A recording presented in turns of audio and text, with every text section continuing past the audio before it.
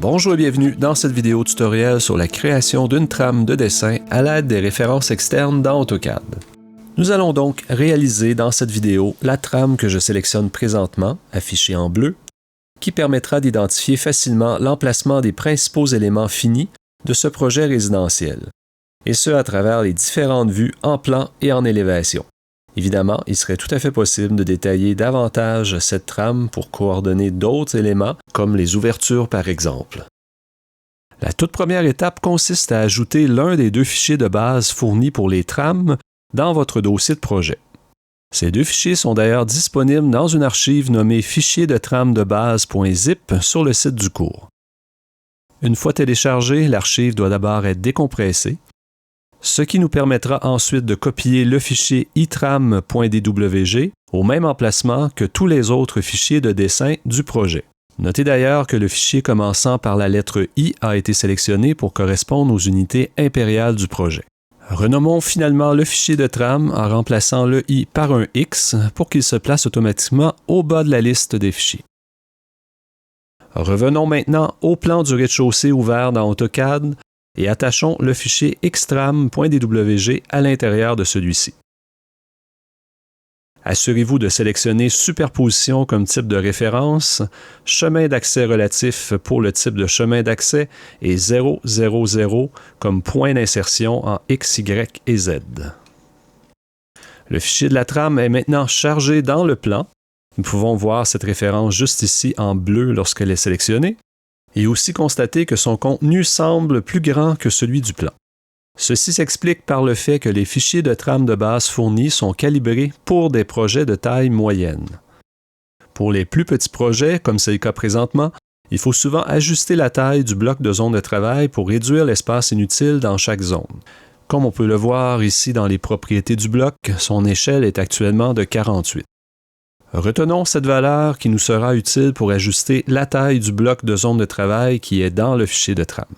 Pour ce faire, ouvrons le fichier de trame à l'aide de l'outil Ouvrir XREF et ouvrons une nouvelle fois la palette de propriétés pour entrer la valeur 48 à la propriété Échelle X du bloc. Concernant l'exemple de grille d'axe présent dans la zone des plans, celui-ci est utile surtout pour les projets commerciaux. Dans le cas présent, nous pouvons donc le placer en retrait, le supprimer ou fermer le calque réservé à ces objets qui se nomme ANSTR Axe. Enregistrons finalement les modifications apportées au fichier de trame et fermons le fichier. Une bulle devra ensuite apparaître au coin inférieur droit du plan, vous permettant de recharger la trame en cliquant sur le lien souligné en bleu. Cette fois, je vais fermer la bulle et vous montrer une méthode plus fiable de mise à jour en passant par le gestionnaire des références externes.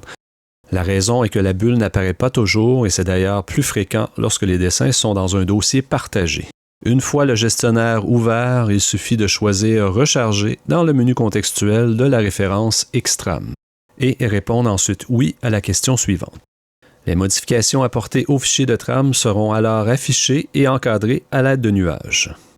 D'ailleurs, si vous aviez répondu non à la question précédente, vous auriez simplement sauté cette étape qui est de cliquer sur le X pour fermer le mode comparaison.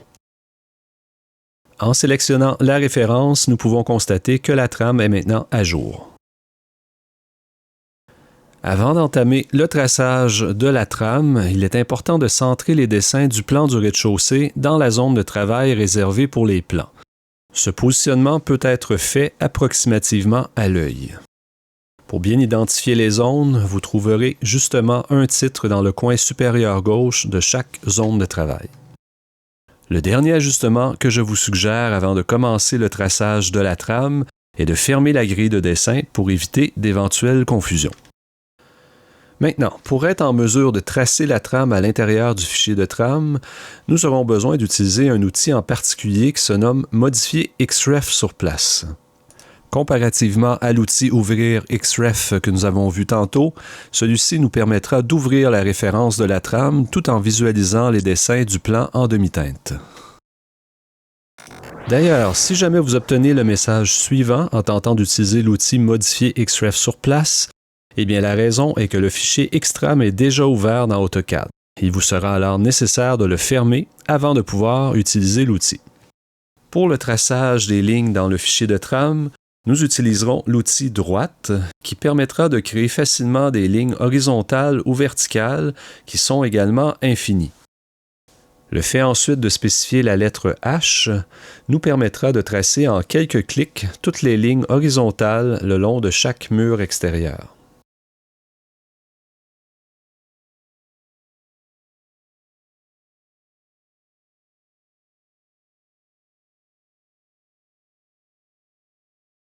Répétons ensuite la même chose, mais cette fois verticalement. Vous pouvez d'ailleurs passer par le menu contextuel et sélectionner le premier item pour relancer la dernière commande, à la différence que nous entrerons ensuite un V pour vertical.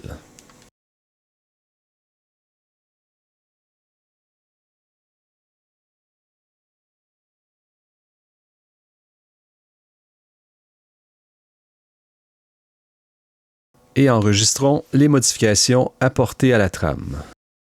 Le fait de revoir le plan en couleur vive vous indiquera que vous êtes de retour dans le fichier de départ. Nous allons maintenant attacher l'élévation avant dans le fichier du plan afin de pouvoir l'aligner correctement avec la trame. Assurez-vous évidemment de sélectionner le fichier de l'élévation avant du même projet. Celui-ci devrait également être dans le même dossier que le plan du rez-de-chaussée. Et conservons exactement les mêmes options, soit superposition, chemin d'accès relatif et 000 comme point d'insertion. Le but sera ensuite de centrer les dessins de l'élévation à l'intérieur de sa zone respective, qui est identifiée également dans le coin supérieur gauche. Notez que la position en hauteur peut être approximative, mais il faudra être très précis lors du positionnement latéral afin que les dessins s'alignent avec la trame. Pour ce faire, nous allons utiliser à nouveau l'outil Modifier XREF sur place en sélectionnant d'abord la référence de l'élévation avant. Nous pouvons alors aisément sélectionner l'ensemble des dessins et les déplacer. En guise d'exemple, je vais les déplacer vers la gauche et en me servant d'une ligne comme référence qui représente la finition d'un mur, je vais aligner celle-ci avec la première droite verticale de la trame.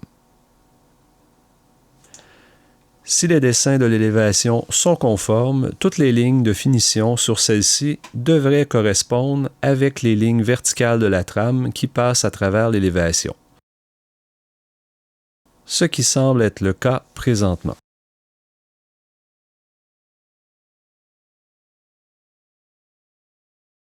Une fois le positionnement terminé, enregistrons les modifications de l'élévation. Maintenant que l'élévation avant est positionnée correctement, nous allons pouvoir tracer des lignes horizontales dans la trame qui vont nous permettre d'aligner les autres élévations avec l'élévation avant. Relançons à nouveau la commande droite suivie de H et créons des lignes horizontales le long de certains niveaux importants tels que les fêtes de toiture, le bas des toitures ou en d'autres mots, le dessous des soffites.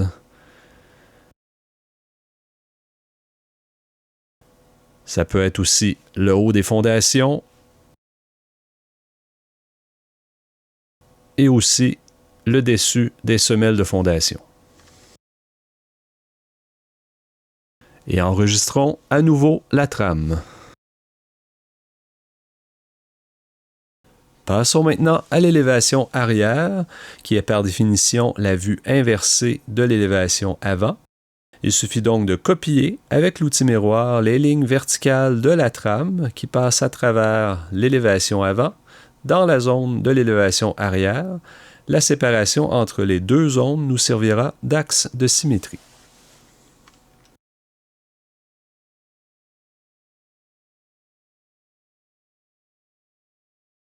Et enregistrons à nouveau la trame.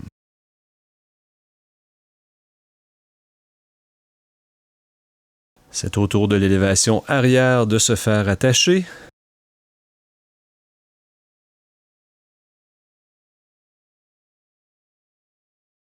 Toujours avec les mêmes options. Et nous devrons ensuite aligner cette élévation de la même façon que l'élévation avant.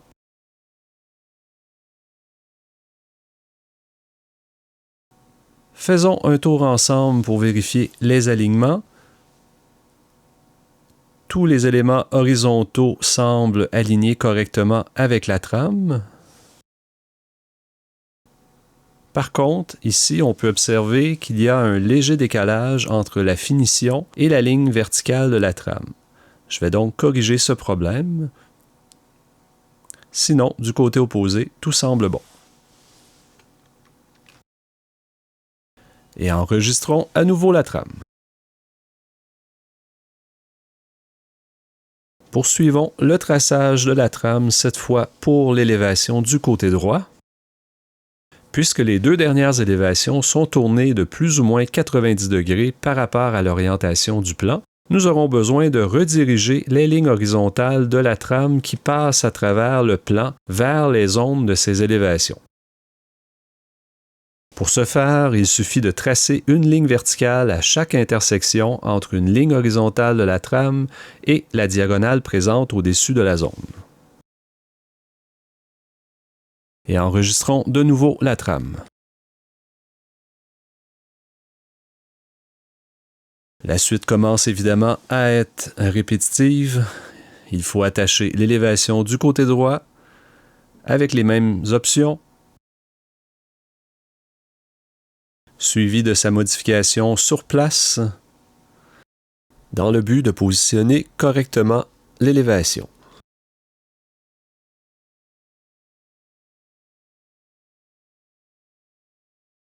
Cette fois, un déplacement vers la droite va nous permettre d'aligner tous les objets de l'élévation avec la trame.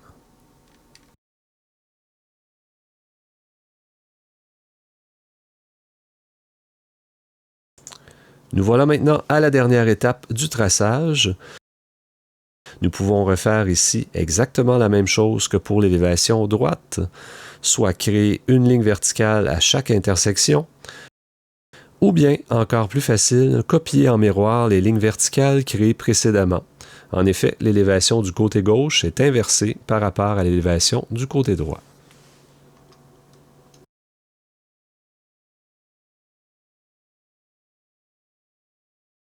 Pour preuve, suivant le miroir, on peut voir que les lignes se croisent parfaitement.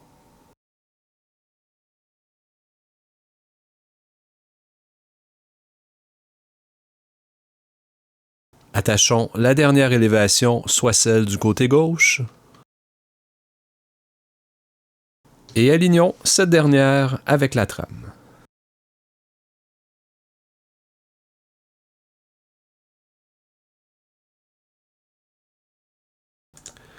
Une fois bien positionnés, nous pourrons constater que les différentes lignes verticales de l'élévation qui représentent la finition extérieure des murs semblent s'aligner parfaitement avec la trame, ce qui nous indique que les murs dessinés en élévation sont positionnés tels que sur le plan du rez-de-chaussée. Dans le cas contraire, c'est qu'il y a des erreurs soit dans la trame ou dans l'élévation.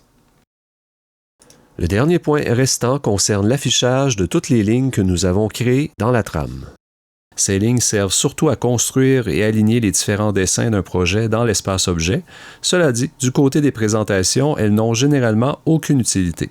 Il est donc préférable qu'elles ne soient pas visibles à l'impression, et le plus simple pour ce faire est de les placer dans un calque dont la propriété tracée est désactivée. Nous allons donc retourner dans le fichier de trame, sélectionner toutes les lignes tracées en sélectionnant une ligne suivie de l'outil Sélection similaire dans le menu contextuel. Et finalement, choisir le calque Gen XL qui est prévu spécifiquement pour ces lignes. Pour votre information, AutoCAD ajoute automatiquement le préfixe signe de dollar 0 signe de dollar au calque appartenant au fichier modifié sur place, comme c'est le cas présentement pour la trame. Enregistrons une dernière fois pour compléter la création de la trame. Afin de pouvoir voir et utiliser la trame de la même façon dans les autres dessins du projet, il suffit d'ouvrir un à un les autres fichiers de dessin et d'attacher le fichier de la trame à l'intérieur de ceux-ci. Les options d'attachement demeurent les mêmes et je me permets de souligner qu'il est très important d'utiliser le type superposition en prévision que chacun des fichiers de dessin pourrait être attaché l'un dans l'autre. Comme nous l'avons fait avec les élévations dans le plan précédemment, nous pourrions aussi faire l'inverse, c'est-à-dire attacher le plan dans chacune des élévations. Et dans cette circonstance, si le type superposition n'est pas utilisé, AutoCAD affichera un message de redondance cyclique qui mène souvent et malheureusement à un plantage du logiciel. Au lieu d'utiliser l'outil attaché, je vous montre également qu'il est possible de copier-coller une référence d'un fichier à un autre. Je vais donc mettre en mémoire la trame créée dans le plan du rez-de-chaussée et ensuite coller celle-ci dans le plan de l'étage à l'aide de l'outil coller vers les coordonnées d'origine. La trame sera alors attachée avec les mêmes options et la même position. Voyons finalement en accéléré la même méthode appliquée aux autres fichiers de dessin du projet.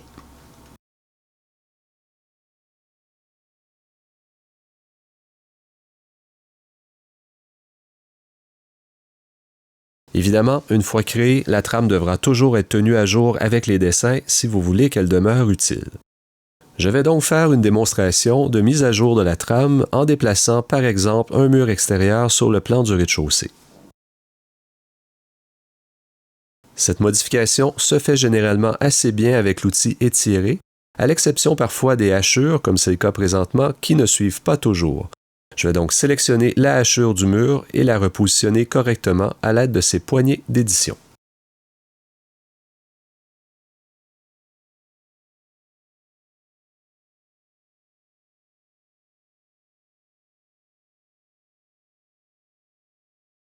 Il faut maintenant aligner la ligne horizontale correspondante dans la trame en fonction de la nouvelle position du mur.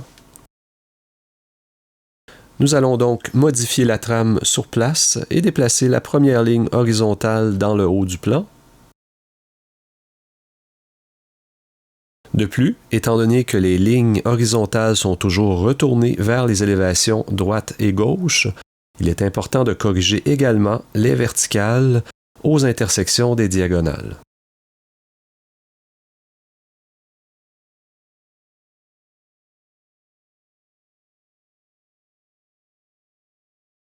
La trame est maintenant à jour, nous pouvons donc l'enregistrer. En suivant le retournement de la trame vers l'élévation droite, nous pouvons évidemment constater qu'il faudrait aussi étirer le côté droit de l'élévation pour l'aligner avec la nouvelle ligne. Il faudrait aussi faire la même modification, mais inversée dans l'élévation gauche. Dans les deux cas, ces modifications peuvent être réalisées avec l'outil Modifier sur place ou bien en ouvrant le fichier de l'élévation correspondant puisque la trame est maintenant attachée dans tous les fichiers de dessin du projet. Notez que le déplacement du mur en plan aurait aussi probablement des conséquences sur la hauteur de certaines toitures si celles-ci doivent conserver la même pente. Il serait alors nécessaire d'ajuster aussi les lignes horizontales de la trame correspondant à ces niveaux et également mettre à jour les autres élévations. En terminant, un autre avantage non négligeable au fait de bien organiser ces dessins par zone est de faciliter leur mise en page dans les présentations. En effet, lorsqu'un dessin est centré dans sa zone et qu'il y a assez d'espace libre autour de celui-ci, les risques de superposition avec d'autres dessins sont plutôt faibles. Regardons justement le plan du rez-de-chaussée dans la présentation qui est affiché à l'échelle 1/4 de pouce égale 1 pied à l'aide d'une fenêtre de présentation. Nous pouvons aisément constater que les élévations n'y apparaissent pas, tout simplement parce qu'elles ont été positionnées dans une autre zone que celle des plans. Concernant les lignes de la trame qui sont affichées dans la présentation, souvenez-vous que celles-ci ont été placées dans un calque qui n'est pas tracé, ce qui veut dire qu'elles seront visibles à l'écran dans les présentations, mais qu'elles disparaîtront au moment d'imprimer. Faisons un aperçu d'impression pour vérifier cette affirmation.